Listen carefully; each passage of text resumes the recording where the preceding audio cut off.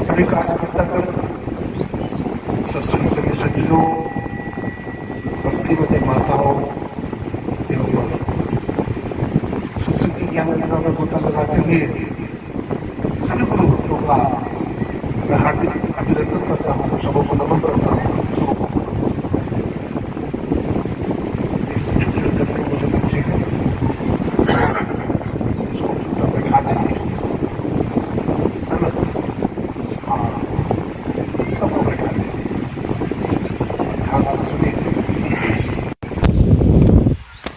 देखिए, आप लोग संसार में देख रहे हैं, आज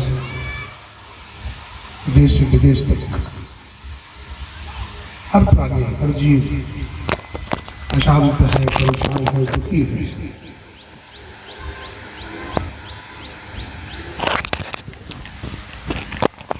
कोई भी व्यक्ति सुखी नहीं है।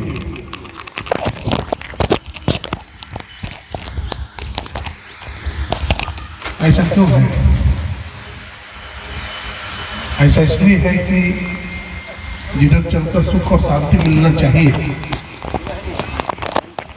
हम उधर नहीं चलते हैं,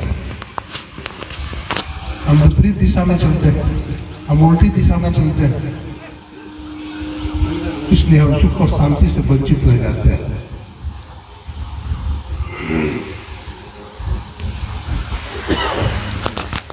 पंडाल तो बहुत लंबा चौड़ा बना हुआ है, लेकिन सुनने वालों की संख्या बहुत कम है।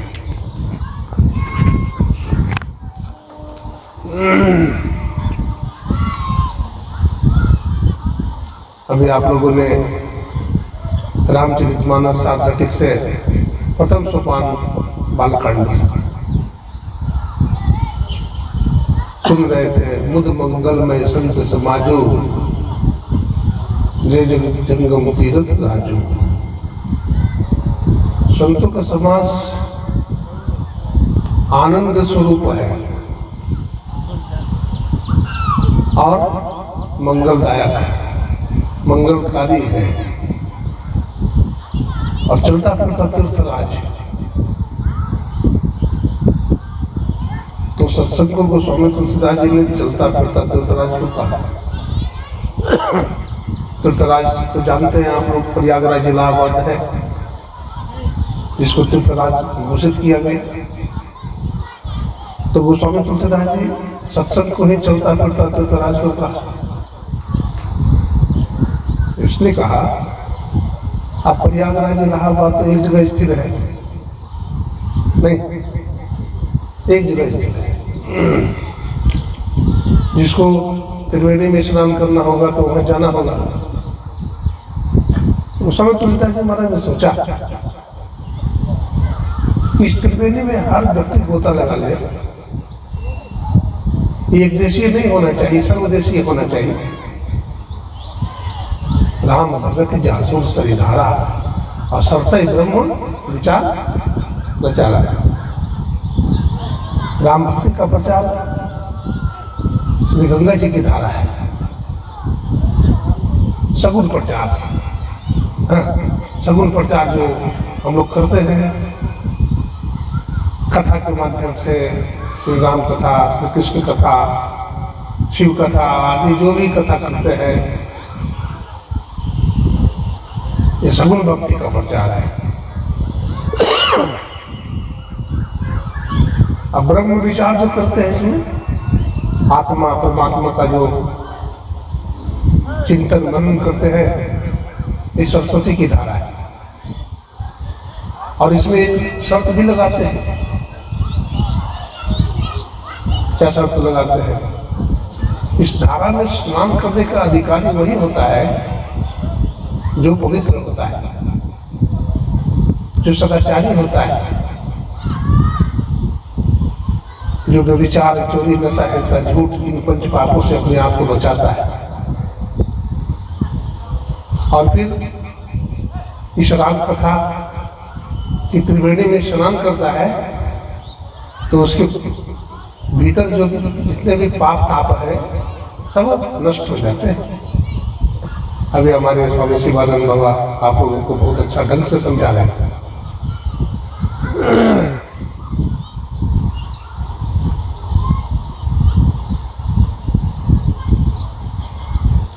सत्संग से जीवन का सुधार होता है। आप इतिहास में कर देखें, अपने देश में जितने महापुरुष हो गए, ये महापुरुष कैसे बने? सत्संग के प्रभाव से। सत्संग का अर्थ समझना चाहिए कि सत्संग क्या है। सत्संग में दो शब्द है, सत्य और संग। तो सत्य किसे कहते हैं समझना होगा। सत्य क्या चीज है? वैसे तो सत्य ईश्वर को कहा गया है। ईश्वर सत्य है और संसार असत्य है, क्योंकि सत्य उसे कहते हैं, सत्य सोई जो विदेशी ना है। सत्य उसे कहते हैं जिसका कभी नाश नहीं होता। सैकाला बाधित्वम सत्यत्वम, तीनों काल में जिसका बाध न हो उसको सत्य कहते हैं। हम लोग किसी वस्तु को सत्य माने, हम लोग शरीर को सत्य मान लिए, लेकिन शरीर बदलते रहता है, बदलता है ना। बढ़िया समझिए, शरीर को सत्य किस कसौटी पर आप मान रहे हैं? सत्य की जो परिभाषा है कि जो बदलता नहीं हो, जो एक रस रहता हो, जो स्थिर रहता हो, उसको सत्य कहते हैं। तो शरीर तो परिवर्तनशील है, बदलता है। बच्चा का जन्म होता है, शिशु है, बढ़ता है, जवान हो जाता है, फिर बूढ़ा हो जाता है, फिर शरीर समाप्त हो जाता है। तो शरीर तो बदलने वाला है। धन संपत्ति को ले तो वो भी बदलता है, पद प्रतिष्ठा को लोग लेंगे तो वो भी बदल रहा है। लेकिन आप विचार किया कौन ऐसी चीज है, कौन ऐसा पदार्थ है, कौन ऐसा तत्व है जो बदलता नहीं है? आप विचार करेंगे तो आप पाएंगे कि हमारे शरीर के भीतर चेतन तत्व आत्मा है, इसमें कोई बदलाव नहीं होता है। बचपन में भी आत्मा उसी तरह से था, जवानी में भी उसी तरह से आत्मा था, मर जाने के बाद भी आत्मा उसी तरह से रहेगा। इसलिए भगवान कृष्ण ने कहा, अर्जुन को ज्ञान दिया सांख्य योग के माध्यम से। अर्जुन को मोह हो गया। अर्जुन को मोह क्यों से होगा? मोह हो गया। मोह निशा सब शोभ निहारे, और देखिए स्वप्न अनेक प्रकार है। भगवान की माया है। संसार में जितने जीव हैं, जितने प्राणी हैं, सब काल कर्म स्वभाव में घेरा, काल कर्म स्वभाव के घेरे में। सब मरण धर्मा है, सब काल कलवित है, सब माया से परिचिन्न है। कैसे बचेंगे? विचारनीय बात है। संत सदगुरु का सहारा लेंगे, ब्रह्मवेत्ता का सहारा लेंगे, उनके शरण में जाएंगे, वो दया करेंगे, हम पर कृपा करेंगे और ब्रह्म तत्व का ज्ञान देंगे। ब्रह्म दृष्टा ब्रह्म तत्व का उपदेश करेंगे और उपदेश हम ग्रहण करेंगे, समझेंगे, बुझेंगे, करेंगे अध्यात्म के पथ पर चलते चलते चलते चलते एक दिन हम इस ब्रह्म तत्व आत्म तत्व को जानेंगे कि हम जिसके लिए भटक रहे थे, जिसके लिए दौड़ लगा रहे थे, वो तो हमारे पास में ही है, वो तो हमारे संग में ही है। एक व्यक्ति को सिगरेट बीड़ी पीने की बड़ी आदत थी। भोजन के बिना रह जाता था, लेकिन बीड़ी सिगरेट के बिना नहीं रह पाता था। एक बार की बात है कि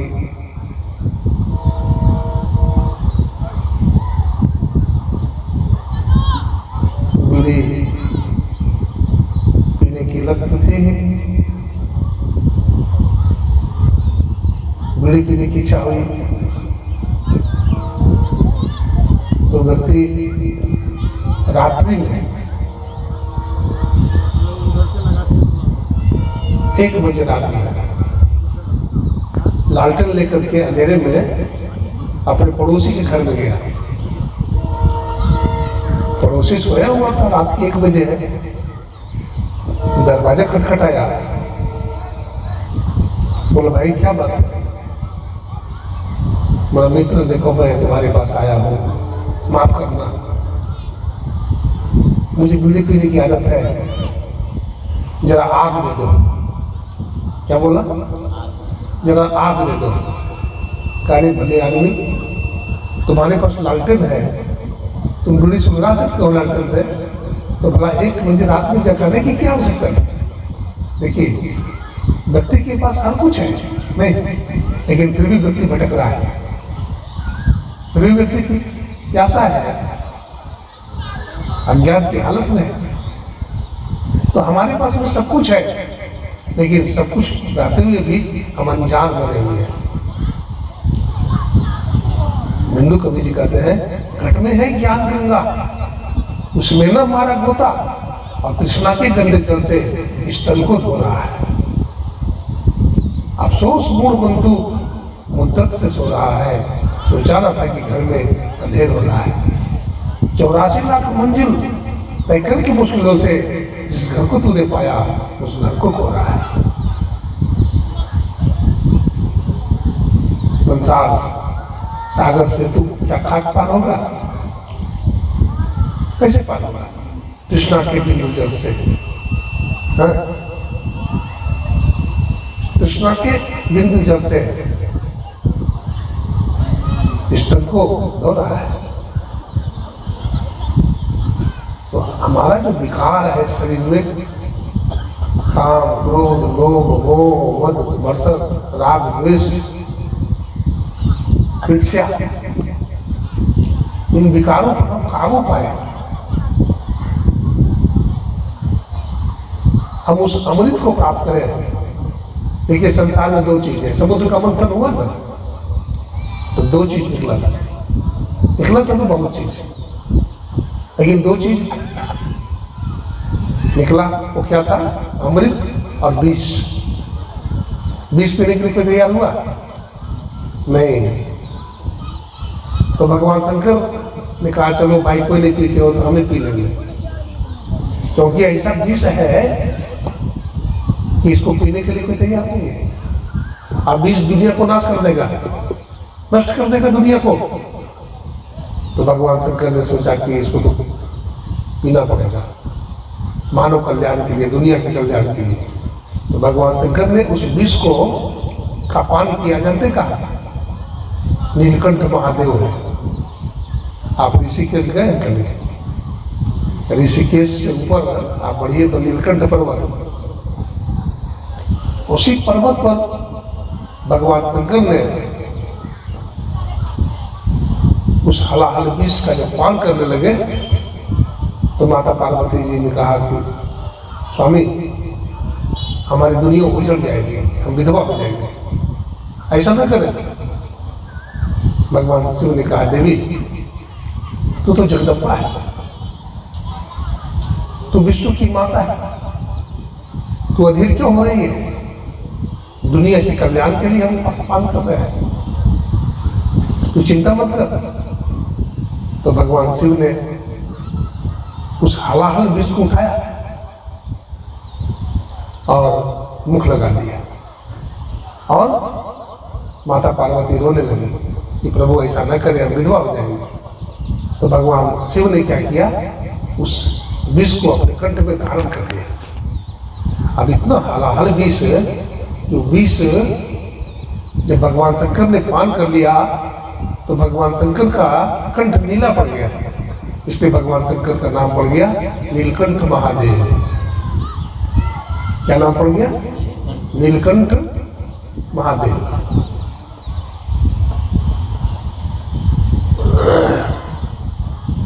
तो हमारे शरीर में विष भी है और हमारे शरीर में अमृत भी है।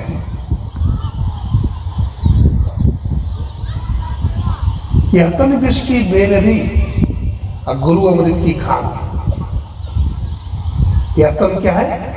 विष की बेनरी है और गुरु अमृत की खान है। जब हमारे जीवन में संत सदगुरु मिल जाते हैं तो हमें भी अमृत मिल जाता है, और नहीं मिलता है तो एक बात हम पूछ ले, कितने सत्संगी हैं यहाँ? जरा हाथ उठाइए, हमें पता चल जाए। सब हाथ उठाइए निसंकोच। चलिए बहुत है, कभी बोलिए प्रेम से श्री सदगुरु। इतने लोगों को अमृत मिला हुआ है, इतने लोगों को अमृत मिला हुआ है। अब पिए चाहे ना पिए, पीने का मतलब क्या हुआ? आप अगर ध्यान भजन साधना करते हैं, आप सत्संग करते हैं, आप पंच पाप से अपने आप को बचाते हैं, मतलब आप अमृत पी रहे हैं ना, आप अमृत पी रहे हैं। और अमृत भी आपके पास है और आप साधना नहीं करते हैं, आप भजन नहीं करते हैं, आप त्रिकाल संध्या नहीं करते हैं, तो अमृत रहते हुए भी आप पी नहीं रहे हैं, तिरस्कार कर रहे हैं।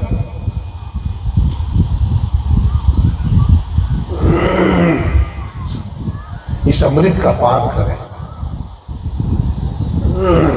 गुरुदेव लिखते हैं, सुखमन के जीना नाल से अमृत की धारा बही रही, अमीन सूरत धार धर भाटा से सिर चढ़। सुखमन समझते हैं? हमारे शरीर में 9 द्वार है। 2 आंख के द्वार है, 2 नाक के द्वार है, 2 कान के द्वार है, 1 मुख के द्वार है, गुदालिंग 2 है ना, 7 2 9, ये 9 द्वार है। इसको नवगछिया भी कहते हैं। तो क्या है? नवगछिया है, ये 9 द्वार है। लेकिन ये गंदा द्वार है, कोई भी द्वार से बढ़िया चीज नहीं निकलता है, अमृत नहीं निकलता है, मल निकलता है सब द्वारों से। आँख से किची है, कान से गुज्जू है, नाक से नेटा पोटा है, मुख से थूक खा रहा है, कोई बढ़िया चीज है? गुदालिंग पेशाब पैखाने का भंडार है, कोई बढ़िया चीज नहीं। लेकिन हमारे शरीर में वो अमृत भी है, केवल विष नहीं है। लेकिन कहाँ है वो? तो कहा सुखमन के जीना नाम से। जो सुखमन है यानी आज्ञा चक्र है, ठीक है। और उसमें जो जीना, जीना माने बारीक, नाल है, रास्ता है, उसमें अमृत की वर्षा हो रही है। अमीन सूरत धार धर, मीन माने मछली। सूरत को मछली कबीर साहब ने कहा, हाँ, सूरत को कबीर साहब ने मछली कहा है। और हमारे गुरु महाराज भी सूरत की चर्चा करते हैं। सुखमन के जीना नाल से अमृत की धारा बह।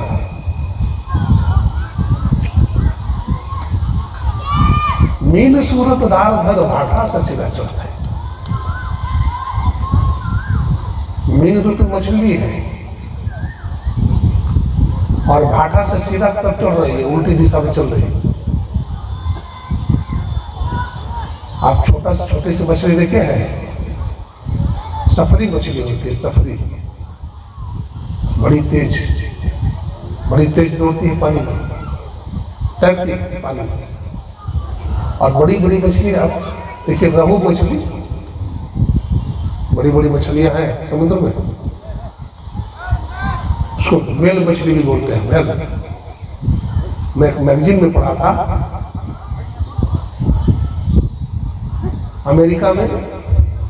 अमेरिका के समुद्र में एक इतनी बड़ी मछली पकड़ी गई। वो मछली बतलाते हैं जहाज को पलट दिया और जहाज को निकल गया। जब लोगों ने उसको पेट को फाड़ा तो जहाज निकला। हो बतलाते हैं मछली का पेट फाड़ा गया तो उसका चर्बी 128 टन केवल चर्बी निकला था। बताइए, तो इतनी बड़ी बड़ी मछलियां, तो इतनी बड़ी मछली भी धारा के विपरीत दिशा में तैर नहीं सकती, लेकिन छोटी मछली धारा के विपरीत दिशा में तैरती है। सफरी सन्मुख जल प्रवाह सुरसरई बहे गज भारी, गज हाथी बह जाता है। विपरीत दिशा में नहीं तैर सकता, बह जाता है। तो सूरत रूपी जो मछली है ये विपरीत दिशा में दौड़ती है। इसलिए राधा स्वामी जी महाराज ने कहा, मेरी सूरत सुहागिनी जागरी, क्या तू सोबत मोह नींद में उठी के भजनिया में लागरी, मेरी सूरत सुहागिनी जागरी। हे मेरी सूरत जागो, तू जन्म जन्मांतर से सोई पड़ी। बाल बच्चा दुनियादारी इतना प्रकार का मोह है, नहीं फंसे हुए हैं हम, मोह के दलदल में फंसे हुए हैं। हमारा आत्मबल कमजोर हो गया है। दिन रात धन की चिंता करते हैं, दिन रात पुत्र की चिंता करते हैं, दिन रात पुत्री की चिंता करते हैं। कभी हमारे मन में शांति नहीं रहती और इसी तरह से उम्र बीता जा रहा है। संत महापुरुष हमें जगाते हैं कि देखो, जिसके लिए तू प्रयास कर रहा है तो तुमको छोड़ देगा। वो काम आने वाला नहीं है। काम आने वाला चीज तुम्हारा भजन है। अब भजन से तो देखा हो और जो चीज छूट जाएगा उसके लिए तो प्रयासरत है। तो संत महात्मा हमें जगाते रहते हैं कि उठो जागो। कठोपनिषद के ऋषि जगाते हैं, उत्तिष्ठत जागृत प्राप्त वरान निबोधत क्षुरस्य धारा निशिता दुरुत्तया दुर्गम पथस्तत् कवियो वदन्ति। अरे अविद्याग्रस्त लोगों, उठो, अज्ञान निद्रा से जागो। श्रेष्ठ महापुरुषों के पास जाओ, तत्वज्ञानियों के पास जाओ, ब्रह्मवेत्ताओं के पास जाओ और तुम्हें ब्रह्म ज्ञान का उपदेश करेंगे। कौन गया था? नचिकेता गया था जमराज के पास। याज्ञवल्क्य और भारद्वाज जी का संवाद हुआ है, पढ़िए ना रामचरितमानस। काकभूषण और गरुड़ जी का संवाद हुआ है। बहुत तरह का जिज्ञासा करते हैं काकभूषण जी गरुड़ जी महाराज से, सबसे सुंदर शरीर कौन सा है, सबसे बड़ा पाप क्या है, सबसे बड़ा पुण्य क्या है, आदि आदि जिज्ञासा करते हैं। हम भी अपने सदगुरु के पास जाकर जिज्ञासा करें। हमारी कोई जिज्ञासा नहीं, क्योंकि हम कुछ करते नहीं है, न ध्यान करते हैं, न साधना करते हैं। हम अपने को शिथिल बना रहे हैं। हमारी कुल्हाड़ी में धार चली गई है। भगवान कृष्ण कहते हैं, असंगेन शस्त्रेण दृढ़ेन छित्त्वा। असंगता रूपी शस्त्र के द्वारा ये त्रैगुणात्मक जो प्रकृति है इसके जड़ को काट दे। ये संसार को वन कहते हैं भगवान कृष्ण। क्या है? संसार एक वन है, जंगल है। अब जंगल को काटने के लिए कुल्हाड़ी की जरूरत है नहीं। अगर आपके पास कुल्हाड़ी नहीं है तो जंगल काट नहीं सकते। वैराग्य रूपी कुल्हाड़ी, वैराग्य रूपी कुल्हाड़ी हो, इसमें धार हो, तभी संसार कटेगा। हर व्यक्ति बंधन में है, हर प्राणी दुख में है। हमारे गुरु महाराज कहते हैं, आओ वीरो मर्द बनो, अब जेल तुम्हें तेजना होगा। मन निग्रह के समर चक्र में सन्मुख से डटना होगा। वक्त नहीं है, एक भी लोग गाफिल होकर सोने का बिंदु रात से निकल बहादुर तब मंडल टपना होगा। कहते वीर बनो, मर्द बनो। तो क्या हम लोग मर्द नहीं है? कहते नहीं, मर्द नहीं हो। तो मर्द किसको कहते हैं? जिन्होंने आत्मा को जान लिया, जिन्होंने ईश्वर को जान लिया वो मर्द है। जो नहीं जाना सब औरत, नामर्द है। इसलिए वीर बनिए, मन से लड़िए। मन एवं मनुष्य नाम कारण बंध मोक्ष हो। मन बंधन का कारण है, मन मुक्ति का भी कारण है। आप कहेंगे स्वामी जी आप मन को बंधन का कारण बता रहे हैं, अब मन को मुक्ति का भी कारण बता रहे हैं। हाँ, दोनों। आप देखिए आपके घर में एक सीढ़ी है, ठीक है, और सीढ़ी को अगर छत से लगा लेंगे, छत के दीवार से लगा देंगे तो आप छत पर चले जाएंगे। और वही सीढ़ी को हटाकर आप कुआं से लगा देंगे तो कुआं में चले जाएंगे कि नहीं? तो सीढ़ी एक, काम दो। मन एक और काम दो। मन एक मनुष्य नाम कारण बंध मोक्ष हो। तो मन बंधन का भी कारण है और मन मोक्ष का भी कारण है। सत्संग की तरफ लगा हुआ मन, भगवत भजन की तरफ लगा हुआ मन हमारा मित्र है, और संसार के विषयों में अज्ञान में लगा हुआ मन हमारा शत्रु बन जाता है। तो हम भी सत्संग में आ गए, अपने नन्हे मुन्ने बच्चे को भी, बच्चियों को भी लेकर के सत्संग में आ गए। क्योंकि पंडाल देखकर पता लगता है कि आयोजक गण बहुत खर्च किए हैं, लेकिन इसका लाभ लीजिए, आइए और आकर सत्संग सुनिए। बहुत लोग बाहर से खड़े होकर सुन रहे हैं, ठीक है, आप आइए, आप निसंकोच आइए। आप कहेंगे हम सत्संगी नहीं, हम क्यों जाएंगे? आप आइए, आपका स्वागत है। आपके लिए इतना खर्च हुआ है, आप निसंकोच आप इस पंडाल में आइए, आपका स्वागत है। आप बैठकर सत्संग को सुनिए, सुनने से ही लाभ होता है। वो स्वामी तुलसीदास जी कहते हैं, सुनी समझाइए जन मुदित मन मज्ज ही अति अनुराग, लह विचार फल अचट तनु साधु समाज प्रिय। सत्संग में सुनने की प्रधानता है। मैं आपसे पूछता हूँ, परमात्मा जब जीव के सामने प्रकट होते हैं अथवा दर्शन देते हैं तो कौन सा रास्ता से प्रकट होते हैं? बताइए तो, कौन सा रास्ता से प्रवेश करते हैं जीव में ईश्वर?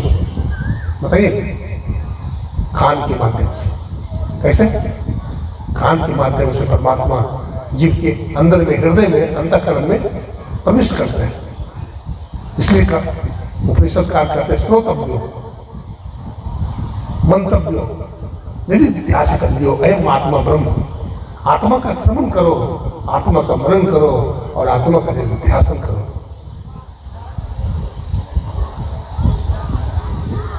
सुनी समझा है जन मुदित मन।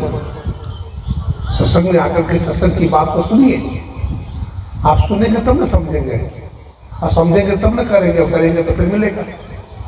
सुनेंगे नहीं तो समझेंगे क्या, समझेंगे नहीं तो करेंगे क्या, और करेंगे नहीं तो पाएंगे क्या? इसलिए सुनने की प्रधानता है। भगवान श्री राम जंगल में, और वहां माता सबरी है, इधर श्री राम लक्ष्मण है, और भगवान राम कर रहे हैं सावधान सुनो धनु बनवाए।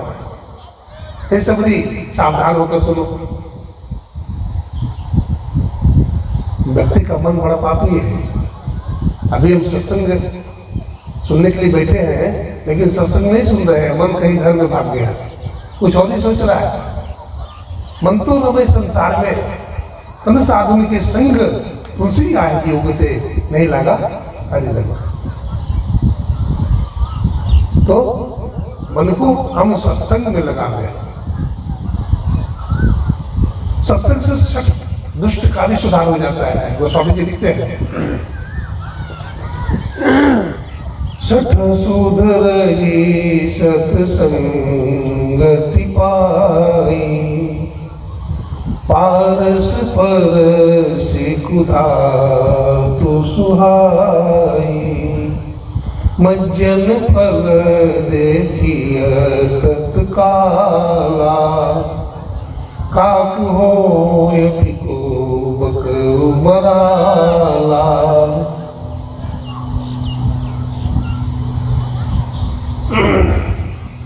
सत्संग का क्या प्रभाव है?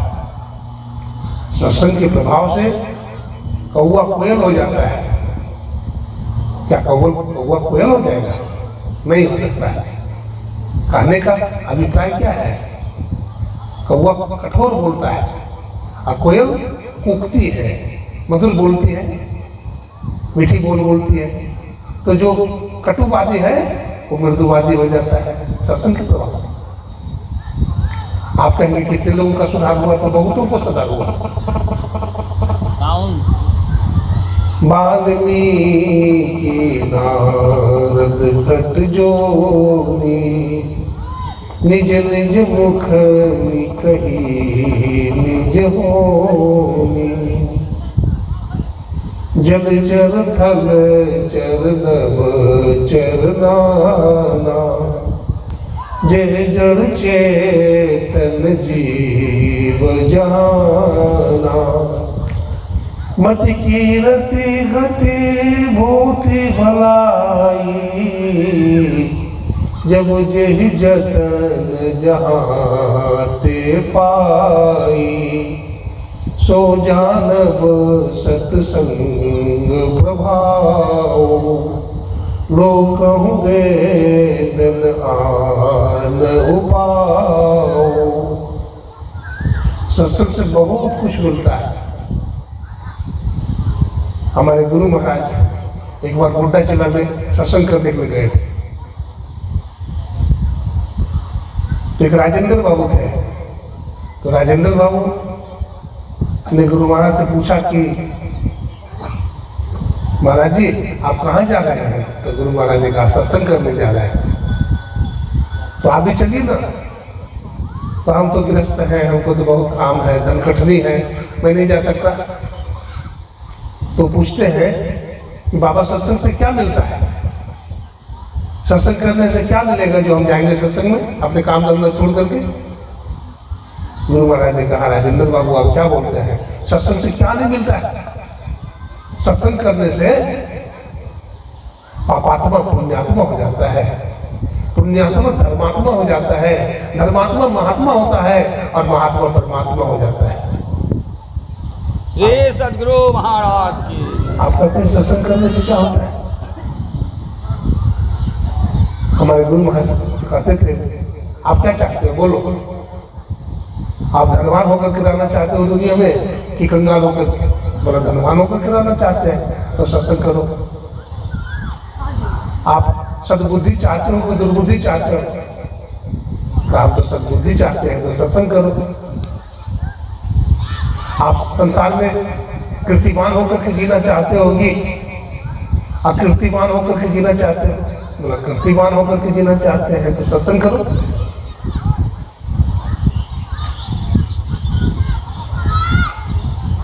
आप संसार में जश चाहते हो कि अपजश चाहते हो? तो बोला जश चाहते हैं। आप भलपन चाहते हो कि बुराई चाहते हो? तो भलपन चाहते हैं तो सत्संग करो। सत्संग से बड़ा लाभ होता है। इसी सत्संग में लाभ बहुत है। संत कबीर साहब कहते हैं तुरंत मिलावे गुरु से, अब मूर्ख जन को साथ में जाने, सत्संग में अमृत बरसे। मैं तो आन पड़ी चोरन के नगर, सत्संग बिना जिए तरसे। कबीर साहब ने कहा मैं चोरों की नगरी में आ गया हूं। तो चोरों की नगरी क्या है? कौन सा ऐसा नगर है जहां चोरी चोर रहे, जहां एक भी अच्छा आदमी न हो?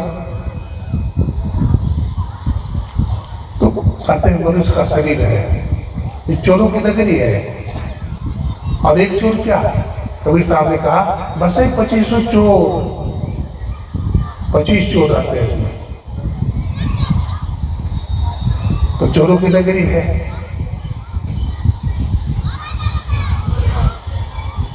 चोर की नगरी में मन सरदार है। मन क्या है? चोर का सरदार है, ये सरदारी करता है। अगर सरदार ही सुधर जाए तो चोरी होगा? फिर चोरी नहीं होगा। ये मन सबका सरदार है। ये मन अगर सत्संग सुनेगा, सदगुरु के शरण में चला जाएगा, भजन अभ्यास करेगा, तो चोरी कहाँ करेगा? फिर तो संत हो जाएगा, फिर तो शीलवान हो जाएगा, फिर तो गुणवान हो जाएगा, फिर तो महापुरुष हो जाएगा। इसलिए सत्संग करना चाहिए।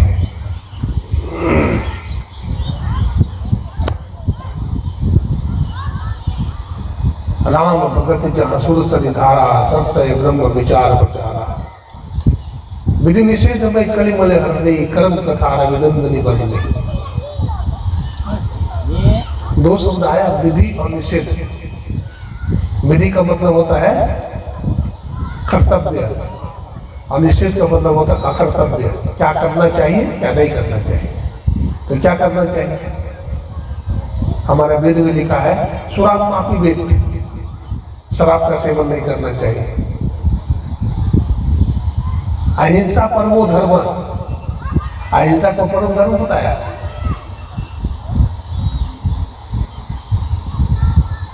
मातृदेवो भव, माता की सेवा करो। पितृदेवो भव, पिता की सेवा करो। गुरुदेवो भव, गुरु की सेवा करो। और सर्वदेवो भव, सबकी सेवा करो। ये सब विधि है। और निषेध है क्या? सुराम मापी वेद।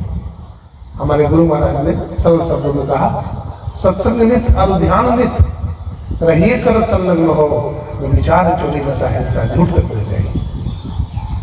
सत्संग कीजिए, विधि है। ध्यान कीजिए, विधि है।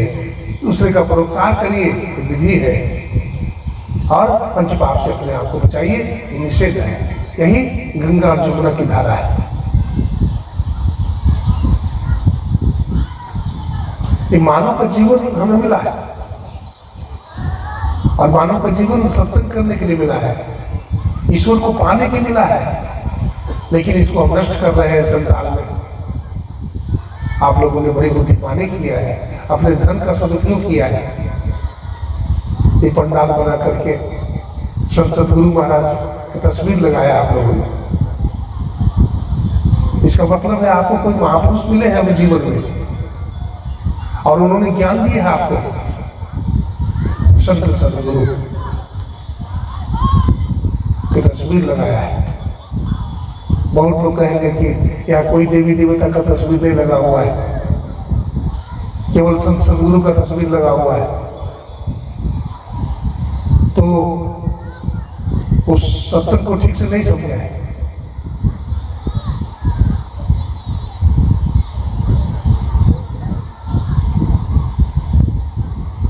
गुरुदेव लिखते हैं, देवी देव समस्त पूर्ण ब्रह्म परम गुरु, और गुरु में करे निवास कहता है संत सब। जो संत होते हैं, सदगुरु होते हैं, उसमें समस्त देवी देवता का निवास होता है। इसलिए सदगुरु का तस्वीर लग गया तो समझना चाहिए समस्त देवी देवता का तस्वीर लग गया। और सदगुरु का जयकार हो गया तो संपूर्ण देवी देवता का भी साथ में जयकार हो गया।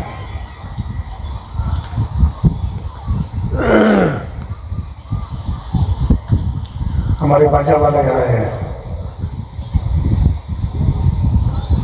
माइक ऑपरेटर, वो भी यहाँ आए हैं। तो आए हैं तो ठीक है, काम करेंगे तो उनको पैसा मिलेगा। लेकिन अगर सत्संग को ध्यान से सुनेंगे तो बड़ा लाभ हो जाएगा, जिंदगी बदल जाएगा। हाँ, उनका जिंदगी बदल जाएगा। पैसा तो मिलेगा ही, लेकिन आम की आम और गुठली का दाम हो जाएगा।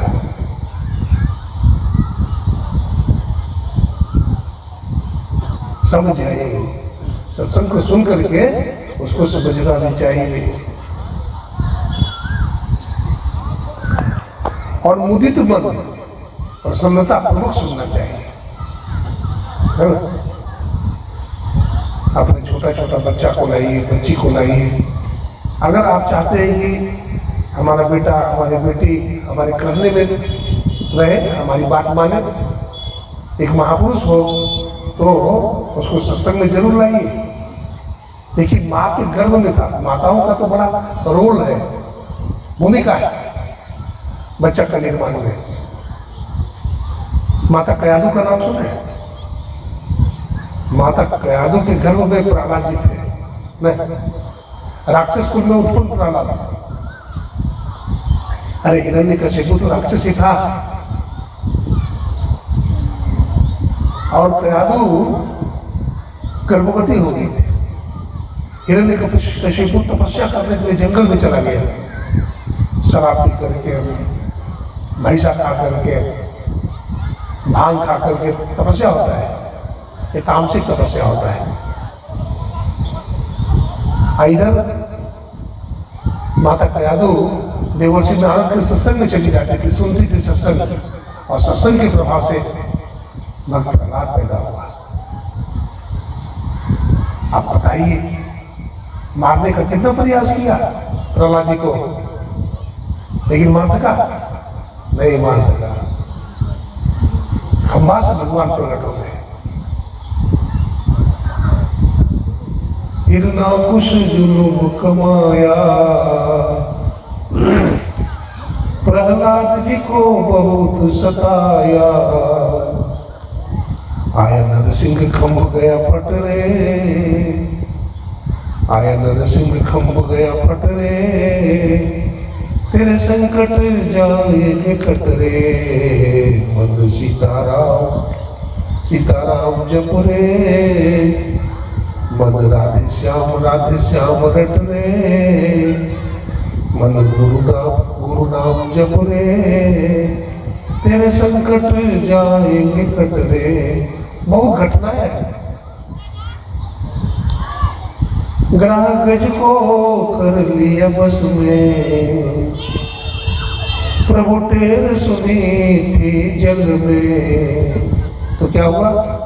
प्रभु पल में भय प्रगट रे, प्रभु पल में भय प्रगट रे, तेरे संकट जाएंगे कट रे। आप सुनो, भागवत महापुराण पढ़ेंगे तो वहाँ ग्राह और गज की कथा आती है। एक विशाल हाथी था, 10,000 हाथी का बल था, ऐरावत हाथी। गर्मी के दिन में पानी पीने के लिए गया सरोवर में, हथिनियों के साथ, अपने बच्चों के साथ गया और समुद्र में क्रीड़ा करने लगा। हाँ, समुद्र में क्रीड़ा करने लगा हथिनियों के साथ, किलोल करने लगा। और समुद्र के जल को क्या किया उन्होंने? पूरा गंदा बना दिया। सरोवर में रहता था ग्राह, और ग्राह पानी का राजा है नहीं। उसको गुस्सा आया, बोला कौन दुष्ट आ गया, हमारे सरोवर के जल को गंदा कर दिया, दूषित कर दिया। उन्होंने क्या किया? ग्राह के पैर, गज के पैर को पकड़ लिया और पकड़ करके खींचने लगा। अब देखिए, पानी का राजा है ग्राह, अब वो खींचे, और हाथी भी कम नहीं है, 10,000 हाथी का बल है। ये भी खींचे तो किनारे तक ला ले, वो खींचे तो बीच सरोवर में ले जाए। इस तरह से बहुत दिनों तक युद्ध चला। ये हाथी जो था, किसी जन्म में भगवान विष्णु की भक्ति किया था, भजन किया था। आज संकट में है, जब सारा खून पी गया, शरीर कमजोर पड़ गया, तो उन्होंने क्या किया? भगवान विष्णु का आह्वान किया, पुकारा। एक कमल के फूल को तोड़ करके अपना सूंड में लेकर के भगवान को अर्पण किया, प्रभु हमारी रक्षा करो। अब देखिए, लोग कहते हैं भगवान मिलते हैं ब्राह्मण को, भगवान मिलते हैं विद्वान को, वेदज्ञ को, भगवान जो बहुत सुंदर है उनको मिलते हैं। अरे गज हाथी, अच्छा गज किसको बोलते हैं? गज बोले हाथी। और गज कैसे लिखते हैं? ग ज। और गज को उलट दीजिए तो क्या हो जाता है? जग। ये जग ही गज है। ये जग क्या है? गज है। बच्चे को थोड़ा शांत रखिए, बैठाइए, थोड़ा शांत रखिए। श्री सदगुरु महाराज की। अब बच्चा सत्संग में ऐसे भी सुनेगा तो श्री सद्गुरु महाराज की जय। तो ये जग ही गज बन गया है। अब भगवान को जब पुकारा, देखिए हाथी ने पुकारा भगवान को, तो हाथी में भी भगवान है क्या? हाँ, हाथी में भी भगवान है, घोड़ा में भी भगवान है, हर प्राणी में भगवान है।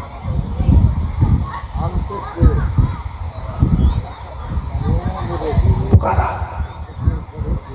बड़ी बिहुल आवाज में, करुणा भरी आवाज में पुकारा। छोटा बच्चा को देखते हैं, अपनी माँ को पुकारता है, माँ कहीं भी होती है दौड़ी दौड़ी चली आती है। हम लोग भी ईश्वर के संतान हैं।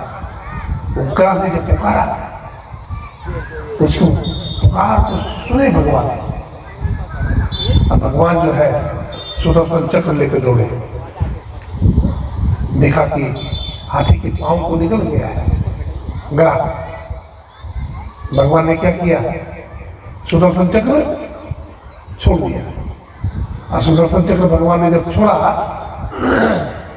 तो ग्राह का मुंह फट गया। और भगवान ने क्या किया? हाथी के सूंड को पकड़ करके खींच लिया ऊपर, पैर बाहर निकल गया। हाथी ने बड़ा सुंदर स्तुति किया। क्या स्तुति किया सुना दो। नमः कमल नाभाय नमस्ते जलसाइने नमस्ते केशवानंदाय वासुदेवाय नमस्तुते। नमः कमल नाभाय, कमल से जिनकी उत्पत्ति हुई है, कमल से उत्पत्ति किनकी हुई है? भगवान विष्णु के नाभि से उत्पन्न हुए ब्रह्मा जी महाराज, और उनको जलसाई ने कहा है। भगवान विष्णु कहाँ रहते हैं? क्षीर सागर में। उनको जलसाई ने कहा गया, कभी नहीं कहा जलसाई ने। जल में जो शयन करते हैं वो जलसाई ने। नमस्ते केशवानंदा वासुदेवाय नमस्तुते, है ना। मैं उस केशव भगवान को जो वासुदेव स्वरूप है, मैं उनको नमन करता हूँ, मैं उनको प्रणाम करता हूँ।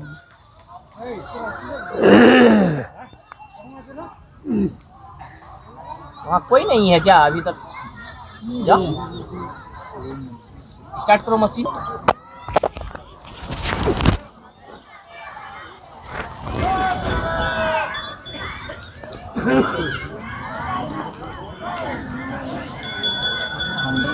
गुरु महाराज की।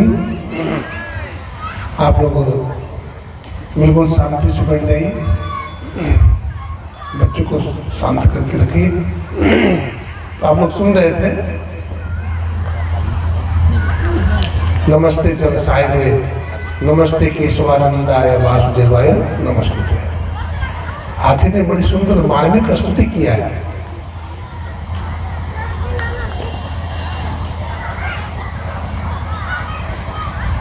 बहुत तरह की कथाएं हैं। भक्त की रक्षा के लिए भगवान सब कुछ बदल देते हैं।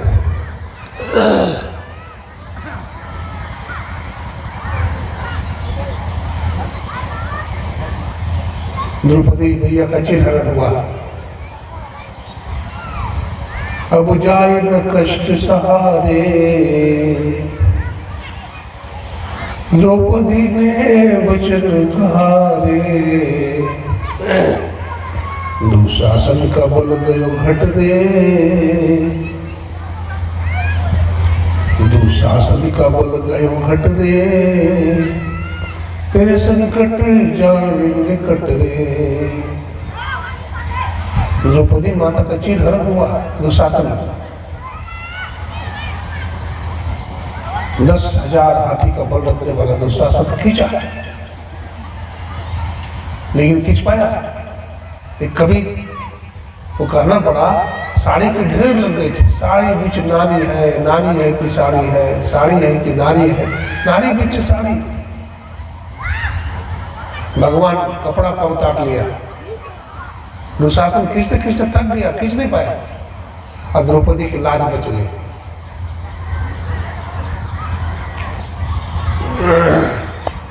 हरि अनंत, हरि कथा अनंता। हमें मानव का शरीर मिला है, मानव का जीवन मिला है, हम भी सत्संग करें, सदगुरु के शरण में जाए, उनसे दीक्षा ले। संत मत का नियम है, दीक्षा तभी मिलती है जब आप 6 महीना पूर्व मांस, मछली, अंडा, नशा पान का त्याग करते हैं तो आपको दीक्षा दी जाती है। और जिस दिन दीक्षा मिलती है उसी दिन उसका जन्म भी होता है और इतना उम्र यूं ही चला गया। इसलिए दीक्षा के महत्व को भी समझना चाहिए। मानव का जीवन क्या है, हम लोग देखते हैं, कहा गया है कि अगर हम 6 घंटा सो लेते हैं तो कोई 8 घंटा में सोते हैं, कोई तो ये भी कहते हैं कि हम 12 घंटा सोते हैं महाराज। हाँ, अब 12 घंटा सो लेते हैं इसका मतलब आप कुंभकर्ण है। तो बाबा हमको कुंभकर्ण कह दिए, भाई 12 घंटा सोए तो कुंभकर्ण तो हो ही गए। कुंभकर्ण 6 महीना सोता था, 6 महीने जागता था। आप भी कुंभकर्ण हुए, 12 घंटा सोते हैं। आप अगर एक कहते कि मैं 12 घंटा भजन करता हूं तो माननीय बात है, अच्छी बात है। लेकिन 12 घंटा आप सोते हैं तो भजन कब कीजिएगा और काम धंधा कैसे कीजिएगा? अगर हम मान लीजिए 6 घंटा भी सो लेते हैं तो अगर हमारा आयु 100 साल की है और 6 घंटा अगर सो गए तो 6 चौक 24 है ना, 1/4, 1/4 हम सोने में चला गया, 1/4 भाग।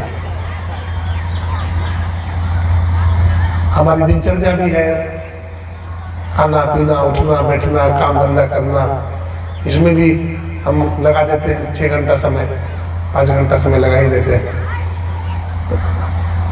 तो आधा फिर चला गया, 1/4, तो 50 बच गया, 50%। उसमें भी रोग बीमारी है, कोर्ट कचहरी है, बहुत तरह की बात है, तो फिर चला गया एक बार। तो आपके पास बचता क्या है? मुश्किल से 15 साल या 20 साल बचता है ईश्वर की भक्ति करने के लिए, सत्संग करने के लिए, शुभ कर्म करने के लिए। और उसमें भी हम आलस्य करते हैं, प्रमाद करते हैं, बहुत तरह का पाप करते हैं। आप भजन कब करेंगे? इसलिए हमारे वेद में कहा गया है, शतम वर्ष जिजीविषेम, 100 वर्ष जीने की इच्छा करें। हाँ, ये मानव का जीवन भजन करने के लिए मिला है, इसको वृथा बर्बाद नहीं करना है। मानव जीवन पा करके भगवत भजन करें, सत्संग करें, शुभ कर्म करें। आप हमेशा ही नहीं समझिए कि अपना बच्चा के लिए हम बैंक बैलेंस डिपॉजिट कर देंगे, हमारा बच्चा सुखी हो जाएगा, नहीं होगा। आपका बच्चा सुखी तब हो जाएगा जब उसको सत्संग दे देंगे, आप अच्छी शिक्षा दे देंगे, पैसा कमा लेगा।